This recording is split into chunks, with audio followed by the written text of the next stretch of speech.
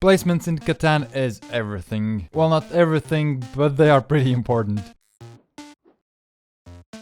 This video is all about placements in Catan, and I invited Giannis to come along in this journey, teaching you tips and tricks for Catan. If Giannis can get it, so can you. Wow!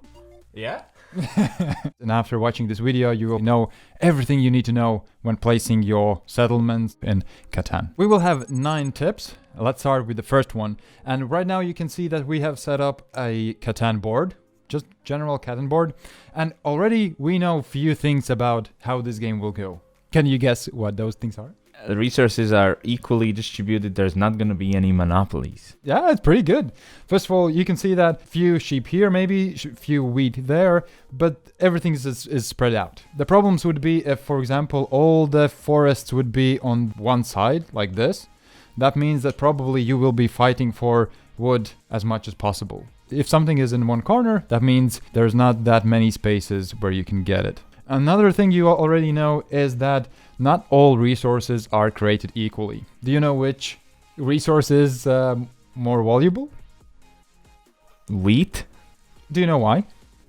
Because it's used for everything. Yeah, it's basically used for everything. If you look at the cheat sheet, the wheat is everywhere. So basically, whatever you want to build, except roads, you need wheat. So it's very, very important. As well as the other thing would be... Wood? No, it's actually stone. Stone. Oh, I was going to say, but then I thought this is only in 2. It's in 2, but the problem is that on the board, there's only 3 hexes here. Okay. That means it's much harder to get close to mountains than it is to wheat. Do you know which is the most likely number when you roll 2 dice? 7. Yes. The biggest chance is that you will roll a 7 when you roll 2 die. Busted. The myth has been busted. Farther away that number is from 7, the less likely it is to be rolled. So of course 8s and 6s are the most valuable. You can always calculate how valuable each of the spots on the map is. And it's a bit more difficult when you don't have any dots under these. Because sometimes under these tokens there are dots. Okay. This time we don't, so it's going to be tougher for you. 8 and 6 is 5, because there is 5 different ways you can roll them. So they would have 5 dots under them. And anything farther away from 7 would be 1 less. So could you find a very valuable spot somewhere here? Didn't tell me it's going to be math. Without even counting, since I've played quite a bit of Catan, I'm going to say this is a really good spot.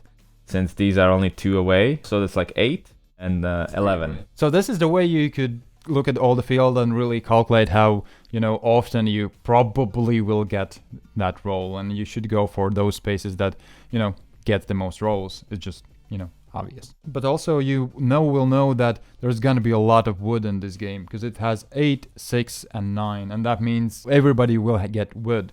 So it's not gonna be that valuable of a resource. On the other hand, the bricks has 3, 5, and 11. These are the resources you should be really looking after, because if you miss out on these, then probably you will be stuck somewhere in the game because you won't be able to build any roads.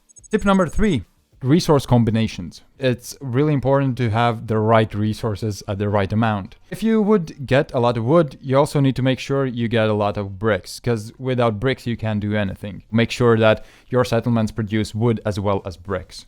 Do you see any other spots that already give you a good combination of resources? I'd say this one's pretty good, either here or here, because wheat and stone are the most valuable ones, and these are pretty decent numbers, 5 and 4. The question is, do you want to go for the sheep or do you want to go for the clay? Another quick tip I can give you is actually subscribing to this channel. Not just tips and tricks videos, but also reviews and other stuff.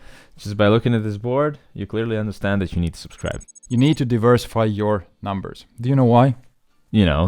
Diversity is always good, right? So you're just not waiting the whole game for that one 8 to roll, and of course when it will roll you will get a ton of stuff, but how often will it roll? You will get your resources in bunches, so maybe you will at one point have 10 cards in your hand. It's very likely that a 7 will be rolled, as we discussed before, so that means you're gonna have to throw away half of your cards. If you have 2 very, very similar spots, then for sure consider which numbers you don't already have. Try to predict what other players will do. First of all, when you are the first player, you can't predict anything. You just need to go for the highest producing spot. That's it. If you can find a spot that gets the most resources, go for it. As the second player, you have a bit of a benefit that you already know what the first player got and what resources he will need to progress. So you could try to, get tricky, get those resources away from him. Of course, still you mostly need to think about yourself and also get the most producing spots. But the third player has the most options. Because you can actually see what the first two players will do. After placing your settlement, you also will know what probably the fourth player will do. You basically know the whole game. Third player usually should go for the most rarest resource first. Because if he doesn't do that, fourth player will take it away and you won't have any chance of doing that. As a third player, be sure which ones will be the rarest resources and consider that a lot more than if you would be like the first or second player. A good thought exercise is thinking what you are sacrificing. Okay, so if I'm taking something, I'm not getting something else. Think about, all right, but if I go there, then I'm leaving that spot open. And maybe that thing has something that's more valuable to you. Always think about what you are missing out on. Especially a lot of players will ask, should I go for like a port? You might if there's no other good spots and you're not sacrificing too much, but mostly it's not that good of an option because you're sacrificing something else. And the only way to find out is with this thinking process, all right, if I go there, then I'm not getting that. When you find out what you are sacrificing, you will be better at making that choice of what you should do. Number 7, really quick one. Make sure you don't get boxed in. Oh, I've been there. Your game is over if you get boxed in. If you get stuck in the middle of the map, that means that you can't expand anywhere. You can't get points in general. Sometimes sacrifice better numbers to just, being able to expand and upgrade. Yeah, I think this is the best tip. Oh, well. Yeah, that's very relatable for sure. Yes, definitely. You should consider the rubber even in your initial placements. You will probably know at the beginning which spots will be most delicious for the rubber. If you have two similar spaces, then always try to go for that one where other players won't be. Or don't ever settle on the same spot twice, because that means that you will lose a lot more when a rubber is placed there. Tip number 9. Correct road placements. We just talked about not getting boxed in, and a lot of it is about placing your roads correctly. Do you know how you should place your roads? Yes, you take a road and you place it on this line right here, extending from your settlement. You did it wrong. No, that's where you placed it. What do you mean? That you should always try to put your roads facing the edge of the map, not the center. Who says that? If you have 4 players, the island will be very, very crowded even after the placements themselves. Especially if you're the first player and place your road towards the center, and in any way, there's 90% of the chance that somewhere here will be another settlement. This road will be wasted really, really quickly. The only way you can avoid this is placing your roads towards the edge of the map, where it is less likely to be boxed in. Yeah, you will have much larger chance to expand later on. Wow, I wish I knew this forever. The other thing is fighting for ports. If you're, for example, placing your road like this, you're also in the same time you're fighting for this and also this port.